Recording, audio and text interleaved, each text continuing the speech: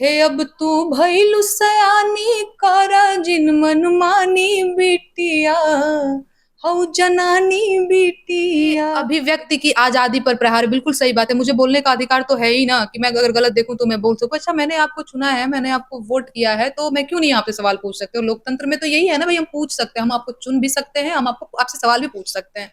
तो हम सवाल पूछ रहे हैं, हम क्या कर रहे हैं? हम तो बेरोजगारी के गीत गा देते हैं, हम आलोचना कर देते हैं कि भैया आप तो इतना वादा किए थे, कहाँ है रोजगार? हम तो बोल देते हैं कि कोरोना में लाखन मर गई, लासन से गंगा भर गई।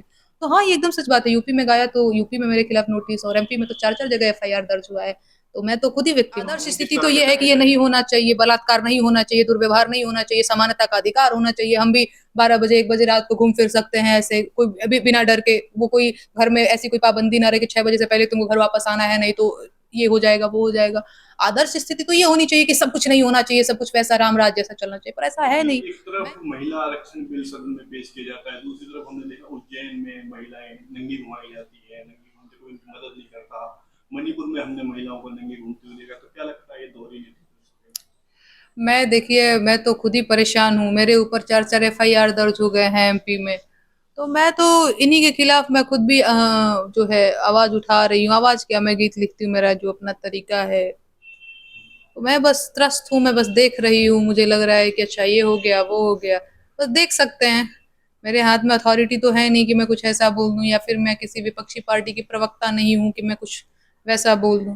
ठीक है, हम बस देख रहे हैं, हम परेशान हैं, हम परेशान हैं। एक महिला होने के नाते आपको उनकी पीड़ा तो समझ में आती होगी, जब एक महिला बिल्कुल और वो पीड़ा समझ में आती है। मैं गीत के माध्यम से हर बार उस पीड़ा को व्यक्त करने की भी कोशिश करती रही हूँ। अभी जो मणिपुर में घटना हुआ, चाहे उज्जैन में जो अभी हुआ है 2 4 दिन पहले, चाहे वो बंगाल में, चाहे वो राजस्थान में जो हो रहा है, मैंने तो उस पर गीत भी लिखा हुआ है। और मेरा वही तरीका भी है कि कैसन बा तो हर चौकी दरिया हो, जतिया लुटाई गई हो।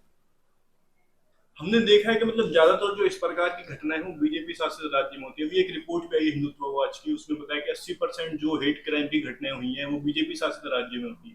तो मतलब बीजेपी हेट क्राइम को बढ़ावा दे रही है, इस टाइप की जो नहीं, घटनाएं देखिए हैं। इस तरीके से मैं बयानबाजी नहीं कर पाऊंगी। और ऐसा नहीं है कि सिर्फ बीजेपी शासित राज्यों में महिलाओं के साथ बलात्कार या दुर्व्यवहार है। वो लगभग लगभग हर जगह वही हाल है। कई चीजें रिपोर्ट में आ जा रही हैं, कई चीजें हाईलाइट हो जा रही है, कई चीजें नहीं हाईलाइट हो पर इसका मतलब ये नहीं कि सिर्फ बीजेपी शासित राज्यों में महिलाओं के साथ दुर्व्यवहार है। लगभग लगभग हर राज्य में वही है। तो इस स्थिति को बदलने के लिए क्या होगा, मतलब क्या करना चाहिए? तो क्या करना चाहिए, वो तो सरकार से पूछना चाहिए कि क्या करोगे आगे। एक महिला होने के नाते आप भी मतलब कुछ नहीं, इस आदर्श कानून किस स्थिति तो तरह ये के है कि बनाए ये नहीं जाएंगे? होना चाहिए, बलात्कार नहीं होना चाहिए, दुर्व्यवहार नहीं होना चाहिए, समानता का अधिकार होना चाहिए। हम भी 12 बजे 1 बजे रात को घूम फिर सकते हैं ऐसे, कोई अभी बिना डर के। वो कोई घर में ऐसी कोई पाबंदी ना रहे कि 6 बजे से पहले तुमको घर वापस आना है, नहीं तो ये हो जाएगा वो हो जाएगा। आदर्श स्थिति तो ये होनी चाहिए कि सब कुछ नहीं होना चाहिए, सब कुछ वैसा राम राज जैसा चलना चाहिए, पर ऐसा है नहीं। मैं एक लोक गायिका होने के नाते जो है अपनी जिम्मेदारी का निर्वहन करते हुए मैं लोकगीत लिख रही हूँ, गा रही हूँ। बेरोजगारी, महंगाई, चाहे वो महिलाओं के गीत आपने सुने होंगे, आप तो थे ही वहीं पे, तो चाहे वो गीत हो, तो मैं गीत गा रही हूँ। मैं अब देखिए मेरे खिलाफ एफआईआर दर्ज हो जा रहे हैं कि तुम आवाज मत उठाओ, नहीं तो जेल में डाल देंगे, तो डरा देंगे। तो मैं तो खुद ही पीड़िता हूँ, मैं क्या आपने बोलूँ। बताया कि चार चार एफआईआर आपके मध्य हाँ, प्रदेश ये में सच दर्ज हुई बात है, है तो ये। मतलब ये क्या लगता है कि आवाज दबाने की कोशिश, जो हक के खिलाफ आवाज उठती है, हक के लिए आवाज उठती है? ये अभिव्यक्ति की आजादी पर प्रहार, बिल्कुल सही बात है। मुझे बोलने का अधिकार तो है ही ना कि मैं अगर गलत देखूं तो मैं बोल सकूं। अच्छा, मैंने आपको चुना है, मैंने आपको वोट किया है, तो मैं क्यों नहीं आपसे सवाल पूछ सकते? और लोकतंत्र में तो यही है ना भाई, हम पूछ सकते हैं, हम आपको चुन भी सकते हैं, हम आपको आपसे सवाल भी पूछ सकते हैं। तो हम सवाल पूछ रहे हैं, हम क्या कर रहे हैं? हम तो बेरोजगारी के गीत गा देते हैं, हम आलोचना कर देते हैं कि भैया आप तो इतना वादा किए थे, कहाँ है रोजगार? हम तो बोल देते हैं कि कोरोना में लाखन मर गई, लासन से गंगा भर गई। तो हाँ, ये एकदम सच बात है। यूपी में गाया तो यूपी में मेरे खिलाफ नोटिस, और एमपी में तो चार चार जगह एफआईआर दर्ज हुआ है। तो मैं तो खुद ही विक्टिम हूँ। उत्तर प्रदेश के मुख्यमंत्री कहते हैं कि यूपी में महिलाएं सुरक्षित है, राम राज्य है, 12 बजे के बाद भी महिलाएं गहने पहन के हाँ, निकल बहुत सकती हैं। सुरक्षित हैं। अभी अम्बेडकर नगर में भी सुरक्षित महिलाओं का एक उदाहरण सामने आया होगा। अपने अम्बेडकर नगर वही जहाँ पे मेरी शादी हुई है, वो मेरा गृह जनपद है ना हिमांशु? तो वहां पे आपने देखा होगा, इतनी सुरक्षित है।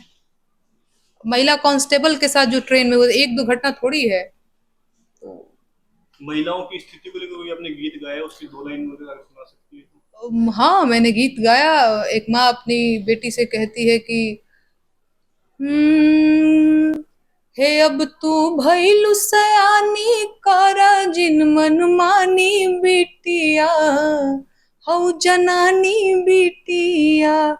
एक माँ अपनी बेटी को कहती है कि मनमानी मत करो, तुम लड़की हो, जनानी हो, तुम ऐसे बाहर घूमने टहलने मत जाओ। तो फिर बेटी समझाती है गीत के माध्यम से। मैंने कई सारे गीत लिखे हुए हैं। धन्यवाद।